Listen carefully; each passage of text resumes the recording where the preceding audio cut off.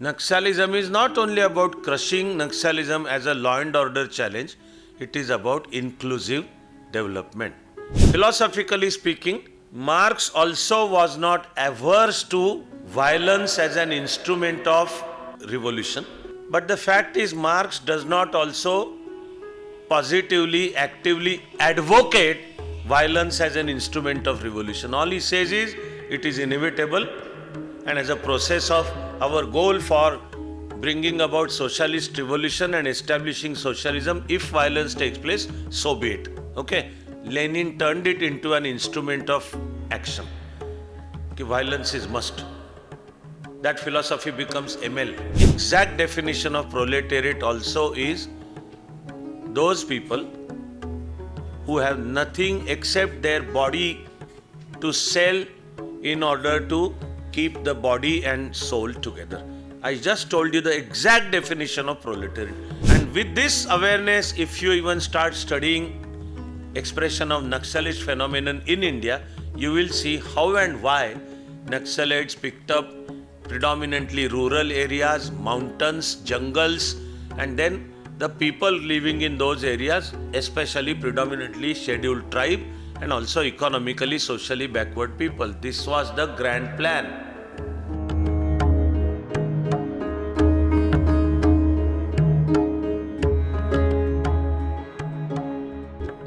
Speaking somewhere yesterday, Home Minister Amit Shah said that we will have finished Naxalism before 31st of March 2026. That was the schedule. He says we'll complete it before, okay?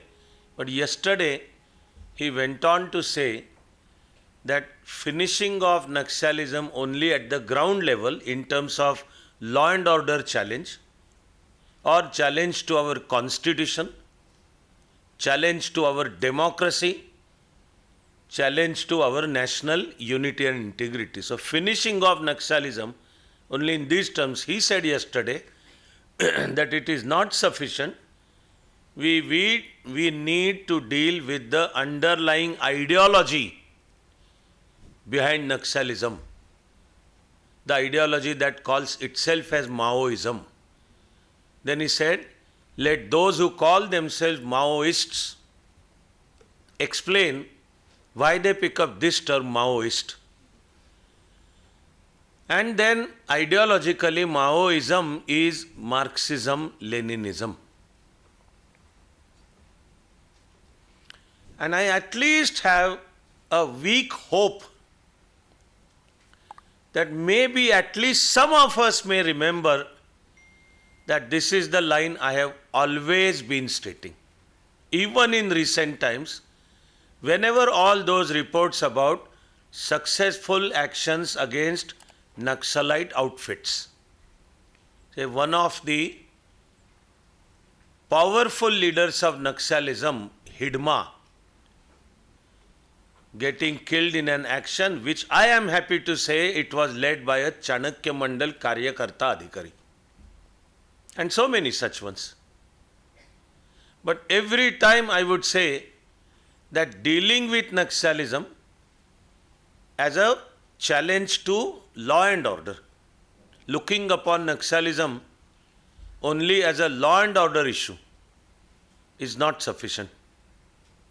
On one side, we need to take care of development, inclusive development, that those very people who for whatever are the historic, contemporary and economic, social reasons, they think they were not part of the developmental story, that they were deprived from the fruits of development, then we need to have such economic, social, political, etc. policies which are inclusive, which build a feel amongst those sections of society which were deprived of opportunities or the fruits of development.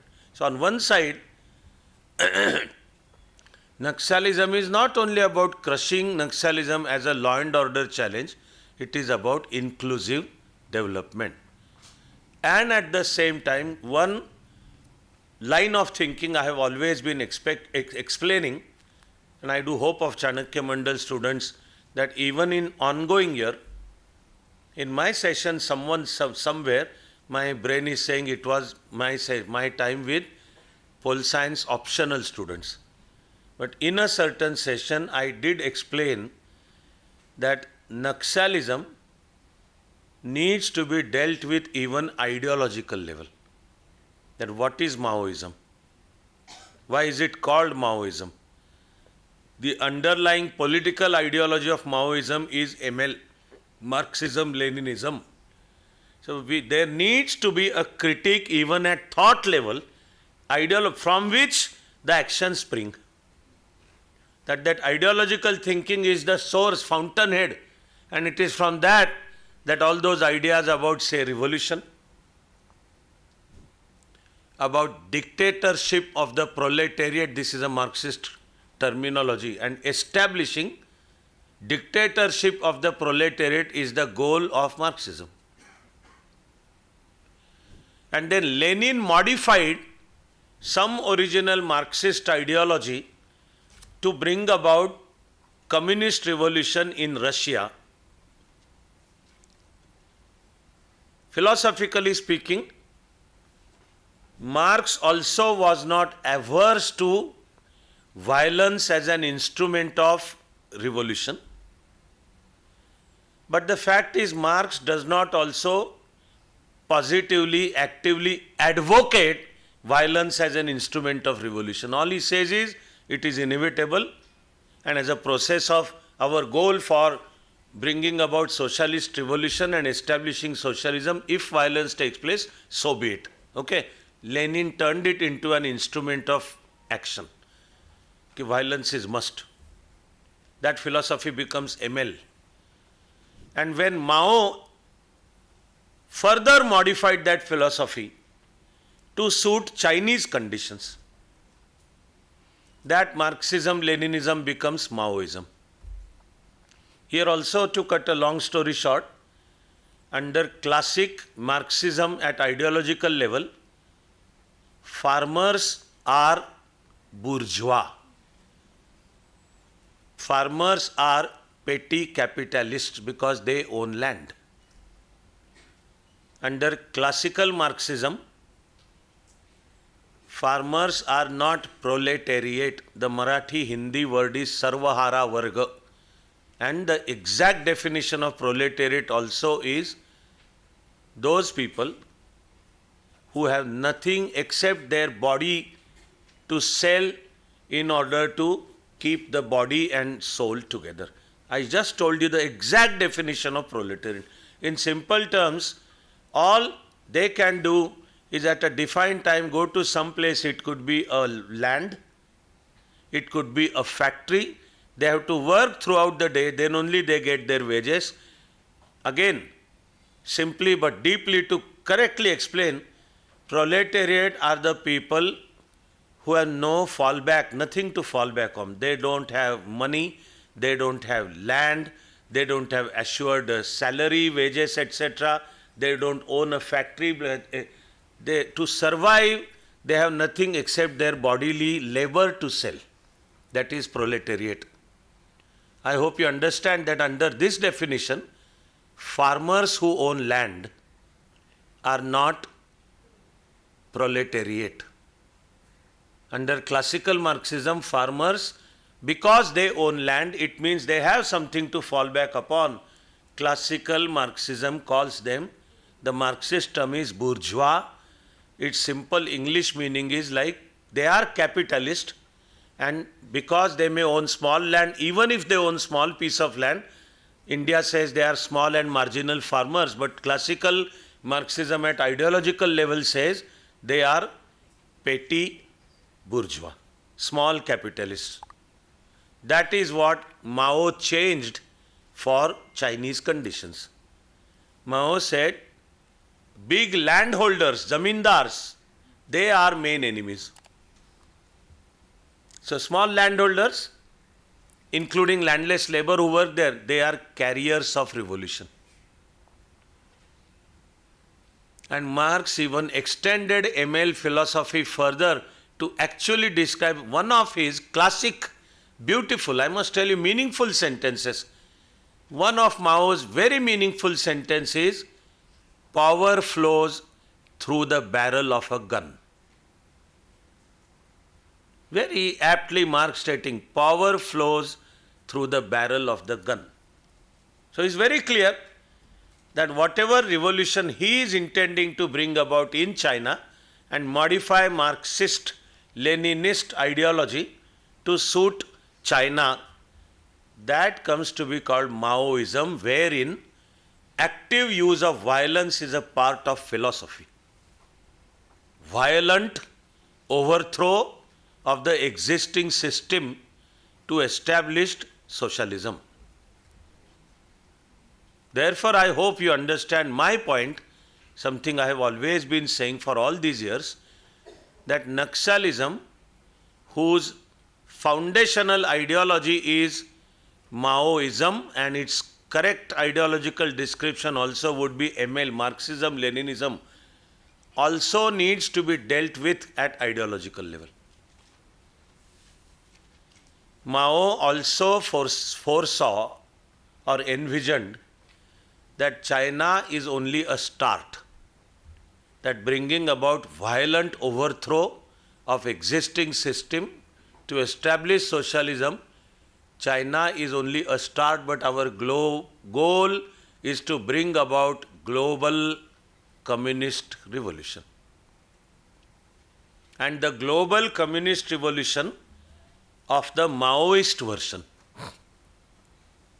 So therein also, as far as China is concerned, Mao had followed a tactic, a strategy. There was a battle plan which Chinese Communist Party followed under Mao.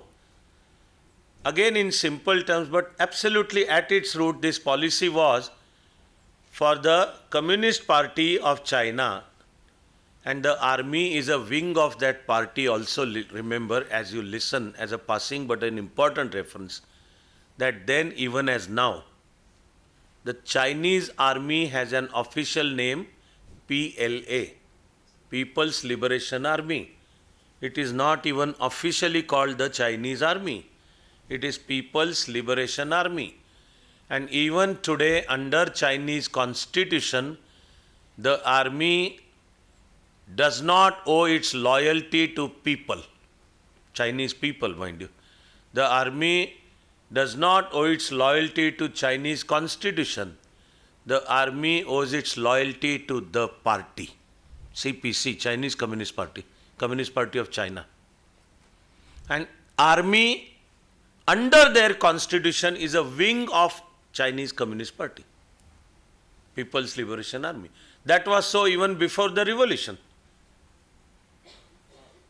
So armed struggle, and then the tactic Mao had followed for China was to besiege, to encircle urban areas by capturing rural areas first. And then for the PLA to just lay siege to urban areas, cut off all their supplies, so that urban areas will automatically fall. Because urban areas survive on the basis of all kinds of supplies from rural areas.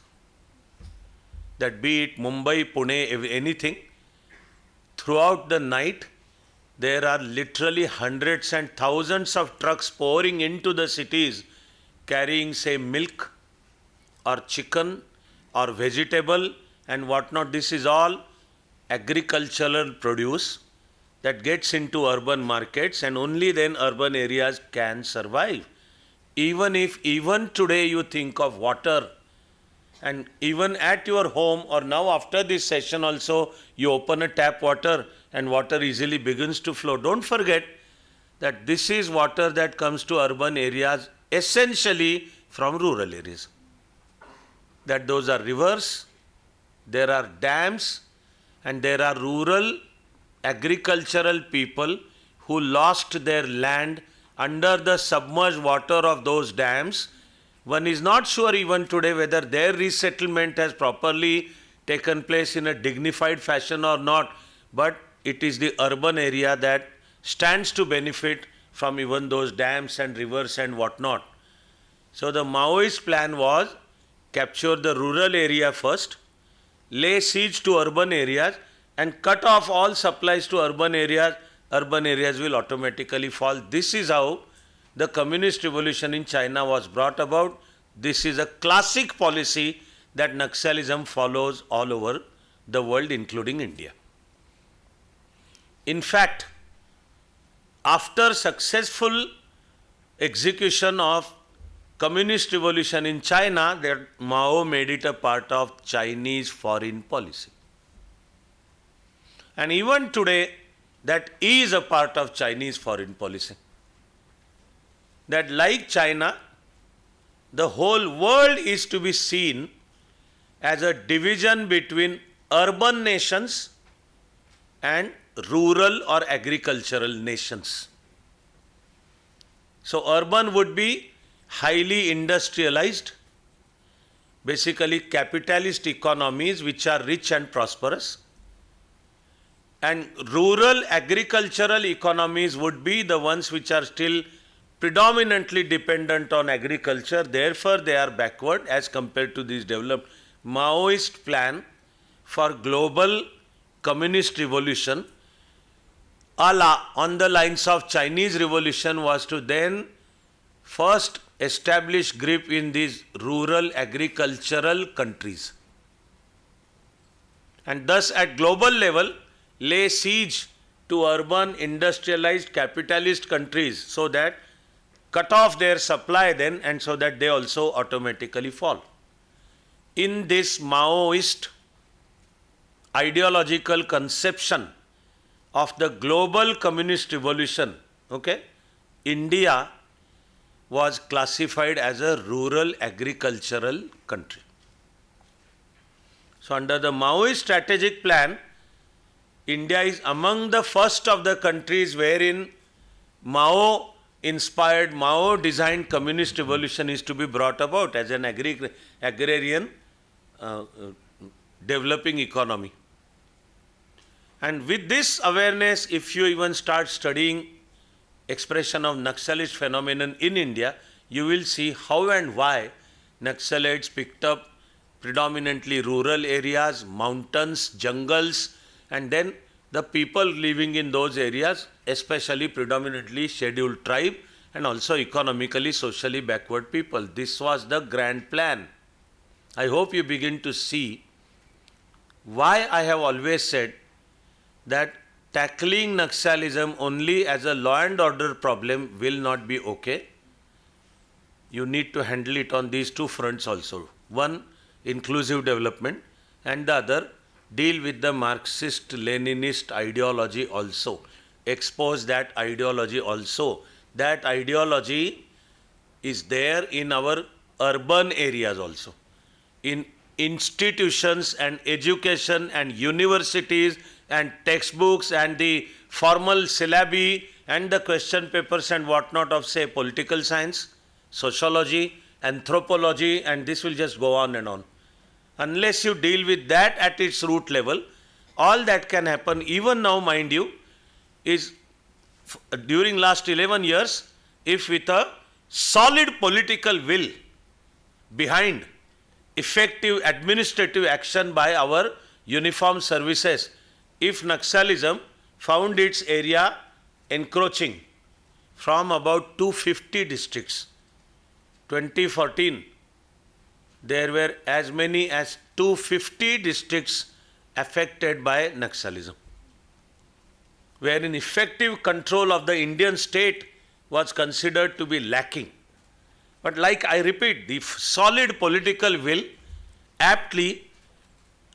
administrative action, police action backed by political will, that has seen the area of Naxalite effective influence encroach, go on reducing to now barely 10 districts in the country, wherein 3 are still the center, all 3 in current Chhattisgarh, and in all those 3, even during last couple of days, there have been effective news about killing or on finding that Naxalites, they also are intelligent people, well-trained people, mind you, battle-hardened people.